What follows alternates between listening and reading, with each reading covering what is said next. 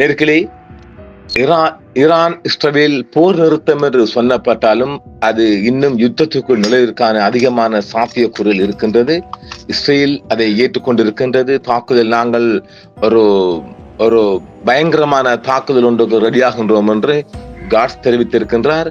இந்த நிலையில் காசாவில் இஸ்ரேல் 80க்கு மேற்பட்டவர்களை கொன்றது. இஸ்ரேலிய குடியேறிகளின் தாக்குதலில் 3 பேர் கொல்லப்பட்டனர். இந்த கடந்த 24 மணி நேரத்தில் இன்று, அதாவது இலங்கை நேரப்படி நண்பகலுக்குள் கடந்த 24 மணி நேரத்தில் காசா பகுதியில் இஸ்ரேலிய தாக்குதல்களில் குறைந்தது 79 பேர் கொல்லப்பட்டதாகவும் கிட்டத்தட்ட 400 பேர் காயமடைந்ததாகவும் காசா சுகாதார அமைச்சகம் தெரிவித்திருக்கின்றது. மேலும் உயிர் இழப்புகள் தொடர்வதாகவும் தெரிவிக்கப்பட்டிருக்கின்றது. அதாவது ஒரு கொலைவெறி ஆட்டம் ஒன்று காசாவில் ஆட்டப்பட்டிருக்கின்றது. எனில் நான் ஏற்கனவே சொல்லும் இல்லையா, 7 அவங்களுடைய IDF வீரர்கள் கொல்லப்பட்டாங்க இல்லையா, அதற்குத்தான் அந்த பழிவாங்கல் தொடர்கின்றது. ஆக்கிரமிக்கப்பட்ட மேற்கு கரையில் உள்ள ராமல்லாவின் வடகிழக்கு உள்ள ஹெஃபர் மாலக் மீது இஸ்ரேலிய குடியேறிகள் நடத்திய தாக்குதலில் குறைந்தது 3 பாலஸ்தீனிகள் கொல்லப்பட்டனர் மற்றும் பலர் காயமடைந்தனர். போர் நிறுத்தம் இருந்த போதிலும் உள்நாட்டு இஸ்ரேல் நடவடிக்கைகள் தொடரும் என்று ஈரான் எச்சரித்துள்ளது. அங்க வருது, போர் நிறுத்தம் இருந்தாலும் ஈரான் தாக்குதல் தொடரும் என்று ஈரான் எச்சரித்துள்ளது. ஈரானின் புலனாய்வு அமைச்சகம் தொடர்ச்சியாக போர் நிறுத்தம் இருந்த போதிலும் நாட்டுக்குள் இஸ்ரேல் தீங்கு விளைவிக்கும் நடவடிக்கைகள் தொடரும் என்று எச்சரித்துள்ளதாக ஈரானிய செய்தி நிறுவனமான பர்ஸ் தெரிவித்துள்ளது. அதாவது ஒரு போர் நிறுத்தம் இருந்தாலும் அங்க உளவுக்காரங்க ஏகப்பட்ட விடயங்களை கையாளுறாங்க. அங்க ஏற்கனவே சொல்லமில்லை, நேற்று 700 பேர் போல, நேற்று 700-400 பேர் கைது செய்யப்பட்டிருக்கிறாங்க. தொலைபேசி உளவு பார்த்தல், அதாவது இந்த போன் ட்ராக் பண்றாங்க, தொலைபேசி உளவு பார்த்தல் மற்றும் தேசிய தகவல்களை பெறுதல் என்ற நோக்கத்துடன் ஈரானிகளுக்கு பெரும் தொலைபேசி அழைப்புகள் பிரச்சாரத்தின் பின்னணியில் இஸ்ரேலிய செயல்பாட்டாளர்கள் இருப்பதாக ஈரானிய அமைச்சகம் தெரிவித்திருக்கின்றது. தேசிய ஒற்றுமை மற்றும் ஒற்றுமைக்கு எதிராக செயல்பட்ட ஈரானியர்களை தூண்டுவதாக போலீஸ் செய்திகள் பரவுவதாகவும் அமைச்சகம் தெரிவித்திருக்கின்றது. இஸ்ரேலுடனான போர் நிறுத்தம் தொடர்ந்து நீடிக்கும் நிலையில் ஈரானிய அதிகாரிகள் பாதுகாப்பு நடவடிக்கைகளை தீவிரப்படுத்தி இஸ்ரேலுக்கான உளவு பார்த்ததாக அவர்கள் குற்றம் சாட்டும் நூற்றுக்கணக்கான மக்களை கைது செய்து வருகின்றனர். இது மனித உரிமைகள் குழுக்களிடையே கவலைகள் எழுப்புகின்றது.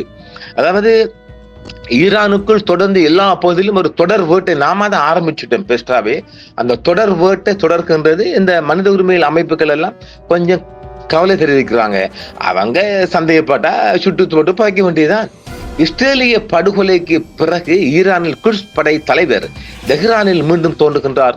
இஸ்லாமிய புரட்சி காவல் படையின் குட்ஸ் படையின் தளபதி பிரிகேடியர் ஜெனரல் இஸ்மாயில் கானி இஸ்ரேலால் படுகொலை செய்யப்பட்டதாக கூறப்பட்ட போதிலும் தெஹ்ரானில் கொண்டாட்டங்களின் போது அவர் மீண்டும் தோன்றியுள்ளார்.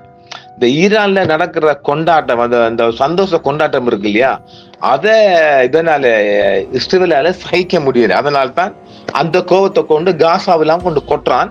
அதெல்லாம் என்பது அது 90 அதிகரிக்கலாம் என்று வேறு மேற்கு ஊடகம் ஒன்றும் தெரிவிக்கின்றது. ஈரானின் ஆங்கில மொழி அரசு ஒளிபரப்பான பிரஸ் டிவி வெளியிட்ட இதே போன்ற வீடியோக்களில் 2020ஆம் ஆண்டு ஈராக்கில் அமெரிக்க தாக்குதலில் கொல்லப்பட்ட மறைந்த தளபதி காசிம் சுலைமானியின் வாரிசான கானியும் கொல்லப்பட்டதாகவும் தெரிவிக்கப்பட்டிருந்தது.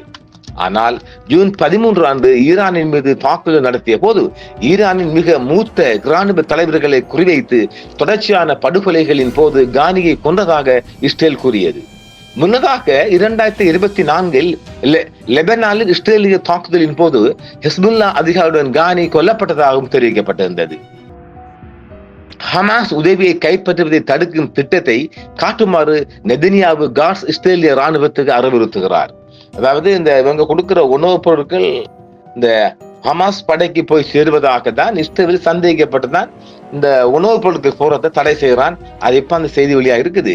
இஸ்ரேலிய பிரதமர் நெதன்யாகு மற்றும் பாதுகாப்பு அமைச்சர் இஸ்ரேல் காட்ஸ் ஆகியோர் ஒரு கூட்டு அறிக்கையை வெளியிட்டு பல இஸ்ரேலிய ஊடகங்களில் வந்த செய்திகளின்படி ஹமாஸ் காசாவில் உதவியை கைப்பற்றுவதை தடுக்க ஒரு புதிய திட்டத்தை முன்வைக்க இஸ்ரேலிய ராணுவத்துக்கு அறிவுறுத்தியுள்ளார். வடக்கு காசாவில் நுழையும் மனிதாபிமான உதவிகளை ஹமாஸ் மீண்டும் தனது கட்டுப்பாட்டுக்கு எடுத்து பொதுமக்களிடமிருந்து திருடுவதாக என்று கிடைத்த தகவலை தொடர்ந்து ஹமாஸ் உதவியை கைப்பற்றுவதை தடுக்க ஒரு செயல் திட்டத்தை 48 மணி நேரத்துக்குள் முன்வைக்க பிரதமரும் பாதுகாப்பு அமைச்சரும் இஸ்ரேலிய ராணுவத்திற்கு அறிவுறுத்தி உள்ளனர் என்று நேற்று நள்ளிரவுக்கு சற்று முன் செய்தி கிடைத்திருக்கிறதாகவும் அறிவிக்கப்படுகின்றது. பெயர் குறிப்பிடாத ஒரு அதிகாரியை மேற்கோள் காட்டி இஸ்ரேலின் சேனல் 12 செய்தி அரசாங்கம் ஏற்கனவே காசாவிற்கு உதவி விநியோகங்களை நிறுத்திவிட்டதாகவும் இஸ்ரேலிய ராணுவம் அதன் திட்டத்தை முன்வைக்கும் வரை இடைநிறுத்தம் இருப்பதாகவும் செய்தி வெளியிட்டுள்ளது. அதாவது இன்று வியாழக்கிழமை நண்பகலுக்கு பிற்பாடு காசாவுக்கு எந்தவித உணவும் போகக்கூடாது என்று ஒரு இறுக்கமான திட்டத்தை கொண்டு வருகிறார். மேலும் இதனால் பட்டணச்சாவு அதிகரிக்கும். ஹமாஸுக்கு உதவிகள் செய்வதை தடுக்க உடனடி நடவடிக்கை எடுக்கப்படாவிட்டால் இஸ்ரேலின் தீவிர வலதுசாரி நிதி அமைச்சர் பெசல் ஸ்டோரிஸ், அதாவது ஹமாஸுக்கு நல்லா கேட்டுக்கொள்ளுங்க, ஹமாஸுக்கு உதவிகள் செல்வதை தடுக்க, அதாவது அந்த சாப்பாட்டு உணவுப் பொருளுக்கு போவதை தடுக்க உடனடி நடவடிக்கை எடுக்கப்படாவிட்டால் இஸ்ரேலின் தீவிர வலதுசாரி நிதி அமைச்சர் பெசல்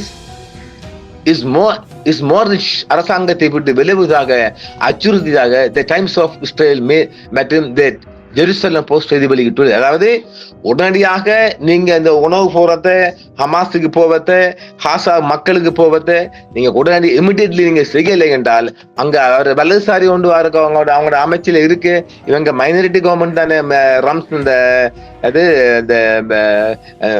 நெதன்யாகு மாம்சுட அந்த பார்ட்டில இருந்து உடனே தான் விளைவுதாக அச்சுறுத்தல உடனே ஆக்ஷன் எடுத்து ஆகணும், இல்ல ஆட்சி கலைஞ்சிடும். மார்ச் மாதத்தில் காசாவிற்குள் நுழையும் அனைத்து மனிதாபிமான உதவிகளுக்கும் இஸ்ரேல் கிட்டத்தட்ட 3 மாத முற்றுகை விதித்தது. 3 மாத கால வேன் இருக்குதான். இதனால் முற்றுகையிடப்பட்ட பகுதியில் உள்ள மில்லியன் கணக்கான பலஸ்தீனியர்கள் பஞ்சத்தின் விளிம்புக்குள் வந்தனர். மே மாத இறுதியில் அதன் முற்றுகை நீக்கிலிருந்து இஸ்ரேலிய படைகள் விநியோக இடங்களில் கூடியிருந்த பலஸ்தீன உதவி தேடுபவர்களை ஏராளமாக கொடிய கொலைகளை செய்துள்ளது. அந்த போலின் சாப்பாட்டுக்கு நிற்கிறார்கள் தானே கொண்டு குமிக்கிறான். இஸ்ரேலிய படைகள் நேற்று 13 வயது சிறுவனை கொன்றன. அவன் எந்த அச்சுறுத்தலும் இல்லை. அப்பாய் பையனுண்டா குழந்தை உரிமைகள் குழுவான டிஃபென்ஸ் பார் சில்ட்ரன் இன்டர்நேஷனல் பலஸ்தீனம் திங்கட்கிழமை பிற்பாக ஆக்கிரமிக்கப்பட்ட மேற்கு கரையில் இஸ்ரேலிய படைகளால் 13 வயது சிறுவன் கொல்லப்பட்டது குறித்து விவரங்களை வெளியிட்டுள்ளது. திங்கட்கிழமை சொல்லாங்க, புதன்கிழமை செய்தி வருதுன்னா பலஸ்தீன கிராமமான ஹைபர் மலையை ஒட்டியுள்ள ஃபைவாஸ் சாலை அருகே தனது நண்பருடன் நடந்து செல்லும் போது பாதிக்கப்பட்ட இளம் பெண் அமார் மோட்டாஸ் மொஸ்தபா ஹமா இஸ்ரேலிய படைகளால் முதுகில் சுடப்பட்டார். பின்புறம் தான் சுட்டிருக்கிறார். இது நேற்று இரவு இஸ்ரேலிய குடியேற்றவாசிகளின் தாக்குதலுக்கு உள்ளானது. இதில் 3 உள்ளூர் மக்களும் கொல்லப்பட்டனர். பைன் மரங்களுக்கு இடையில் மறைந்திருந்த இஸ்ரேலிய படைகள் சுமார் 500 முதல் 1000 மீட்டர் தூரத்தில் இருந்து 13 வயது சிறுவன் மற்றும் அவரது நண்பர் மீது துப்பாக்கி சூடு நடத்தியதாக அந்த அமைப்பு தெரிவித்துள்ளது. ஒற்றை தோட்டா அம்மாரின் முதுகில் நுழைந்தது, அவரது கழுத்தில் இருந்து வெளியேறப்பட்டது. சுட்டு அடிச்சுக்கிறான், கழுத்துல வழியாயிருக்குது. துப்பாக்கி சூடு நடந்த இடத்தில் இஸ்ரேலியர்கள் அம்மாரை சுமார் 2 மணி நேரம் தடுத்து நிறுத்தி பின்னர் ஆம்புலன்ஸ் குழுவிடம் ஒப்படைத்தனர். அவர்கள் அவரை மருத்துவமனைக்கு கொண்டு சென்றனர். அங்கு அவர் இறந்து விட்டதாக அறிவிக்கப்பட்டுள்ளது. இஸ்ரேலிய படைகள் அம்மாரை சுட்டுக் கொண்ட பிறகு தடுத்து வைத்த போதும் அவரை அணுகி உதவி செய்ய முயன்ற பல குடும்ப உறுப்பினர்கள் மற்றும் அண்டை வீட்டாரை உடல் ரீதியாக அடித்து துவைத்து தாக்கிவிட்டான் இஸ்ரேல்காரன். அல்மாறு அப்படி என்று இந்த ஆண்டு இதுவரை ஆக்கிரமிக்கப்பட்ட மேற்கு கரை இஸ்ரேலிய படைகளால் கொல்லப்பட்ட 29வது பலஸ்தீன குழந்தை இந்த சிறுவன் என்று அந்த குழு மேலும் கூறியது. அதாவது இந்த விஷயத்தை விளையங்கோள் என்னடா இவ்வளவு கொண்டான் என்று இல்லை, துப்பாக்கி முனையில நேரடியாக சிறுவர்களை கொண்ட விடயத்தில 29வது பையன், மற்ற குண்டு வெடிப்பில் பொதுவாக போடப்படுற குண்டுகள்ல இறந்து போற சிறுவர்கள் வேற. இந்த சிறுவர்களை கொல்லணும் என்று குறிவைத்து சொல்றதுல 29வது பையன் இந்த பையன் இருக்கும். இஸ்ரேலின் நெதன்யாகுவின் சூனிய வேட்டை ஊழல் விசாரணையை ரத்து செய்ய வேண்டும் என்று ட்ரம்ப் அழைப்பு விடுக்கின்றார். இங்க வருகிறாரா, இஸ்ரேலில் நெதன்யாகுவின் சூனிய வேட்டை ஊழல் விசாரணையை ரத்து செய்ய வேண்டும் என்று ட்ரம்ப் அழைப்பு விடுக்கின்றார். இது எப்படி இருக்குது? இஸ்ரேலின் சமீபத்திய ஈரானுடான போரில் இஸ்ரேலிய பிரதமர் நெதன்யாகு ஒரு போர் வீரன் என்று அமெரிக்க ஜனாதிபதி ட்ரம்ப் பாராட்டியுள்ளார். மேலும் நீண்டகால ஊழல் விசாரணை இஸ்ரேலிய தலைவர் திங்களாந்து விசாரணை எதிர்கொள்வார் என்பதை அறிந்து அதிர்ச்சி அடைந்தேன் என்று சொல்கிறார். இந்த மண்டே முதல் வழக்கு வருகிறதே, நெதன்யாகுவின் விசாரணை உடனடியாக ரத்து செய்ய வேண்டும் அல்லது இஸ்ரேல் அரசுக்கு இவ்வளவு செய்த ஒரு சிறந்த ஹீரோவுக்கு மன்னிப்பு வழங்க வேண்டும் என்றும் ட்ரம்ப் நேற்று தனது சமூக ஊடகமான அவரை ட்ரூத் சோசியலில் தெரிவித்திருக்கின்றார். அதான் வெஜிகேட் ட்ரூத் சோசியல் என்று, உண்மையான சோசியல் என்று. நெதன்யாகுவின் விசாரணையை அரசியல் ரீதியாக நோக்கம் கொண்ட வழக்கு, சூனிய வேட்டை மற்றும் நீதியின் கேலி கூத்து என்று ட்ரம்ப் விவரிக்கின்றார். அவரை காப்பாத்து ரம்ஸ் பாடுற பாட்டை பாருங்களேன். மாட்டிக்கிட்டீங்க ரம்ஸ் ஒரு உயிருக்கு ஆபத்து வரும். ஒரு விடயத்தை நாங்க விடத்தை வைக்கணும். இப்ப இவரு சரியாக நெதன்யாவுக்கு சரி அவன் சொல்லு கேட்டு அவன் ஆட்டத்துக்கு ஆடல் என்றால் ரம் நிச்சயமா கொல்லப்படுவார். இது ஒரு ரெக்கார்டாக வச்சுக்கொள்றோம். இங்க இருந்து பாருங்க. ரம் இவர் அதாவது நெதன்யாவோடு சொல்வதற்கு எல்லாம் ஆடவில்லை என்றால் ரம்ஸ் மாமி கொல்லப்படுவார். ரகசியமான முறையில நிரூபிக்கலாம். போகுமா? ஈரானுடன் போரில் இஸ்ரேலை காப்பாற்றியது அமெரிக்கா தான். இப்போது நெதன்யாகுவை காப்பாற்று அமெரிக்கா தான் என்று அவர் கூறினார். 2019 ஆண்டு இஸ்ரேலிய வழக்கறிஞர்கள் நெதன்யாகு மீது லஞ்சம், மோசடி மற்றும் நம்பிக்கை மீறல் குற்றச்சாட்டுகளில் குற்றம் சாட்டியுள்ளார். இந்த விசாரணை 2020 தொடங்கியது மற்றும் 3 குற்றவியல் வழக்குகள் உள்ளடக்கியது. 3 கிரிமினல் கேஸ். லஞ்சம் வாங்கியதாக குற்றம் சாட்டப்பட்டால் நெதன்யாவுக்கு 10 ஆண்டுகள் வரை சிறை தண்டனையும், மோசடி மற்றும் நம்பிக்கை மீறலுக்கு அதிகபட்சமாக 3 ஆண்டுகள் சிறை தண்டனை விதிக்கப்படலாம். நெதன்யாகு அனைத்து குற்றச்சாட்டுகளுக்கும் குற்றமற்றவர் என்று ஒப்புக்கொண்டுள்ளார். நான் ஒரு குற்றவாளி இல்லை, குற்றவாளியே கிடையாது. அமெரிக்காவும் இஸ்ரேலும் ஈரானின் அணுசக்தி நிலையங்களை உண்மையிலேயே அளித்தனவா என்று உலகம் முழுவதும் மீண்டும் மீண்டும் விவாதிக்கப்படுகின்ற, பேசப்படுகின்ற ஒரு கருப்பொருள்.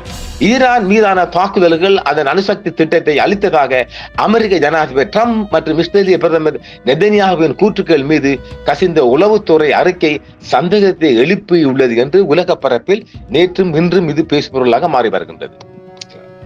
சில அணுசக்தி நிலையங்கள் கூட தாக்கப்படவில்லை என்றும் 400 கிலோ யுரேனியம் இன்னும் கண்டுபிடிக்கப்படவில்லை என்றும் ஆய்வாளர்கள் கூறுகின்றனர். அதனால் தான் இந்த சீஸ்ஃபயர் மீண்டும் ஒரு சிக்கலுக்குள் வந்திருக்கின்றது. அவங்களுடைய CIA உளவும் மொசாட் உளவும் சொல்லுகின்றது ஈரானில் எந்த ஒரு யுரேனியமும் சென்டரும் அளிக்கப்படவில்லை என்று. அது குறித்து நாம் உங்களுக்கு ஏற்கனவே 28க்குள் சொல்லிவிட்டோம். இப்பொழுது 29க்குள் இருக்கின்றோம். மீண்டும் இன்று மாலையும் சந்திப்போம். நன்றி. என்றும் உங்களுடன் சன்ரைஸ் இந்தியா டிவி சப்ஸ்கிரைப் பண்ணுங்கள், பெல் பட்டனையும் கிளிக் செய்யுங்கள். உங்கள் ஆதரவே எங்கள் சேவை. ஆதரவு தாருங்கள், அரவணைப்போம். மறக்காம சர்ப்ரைஸ் பண்ணுங்க. தேங்க்யூ.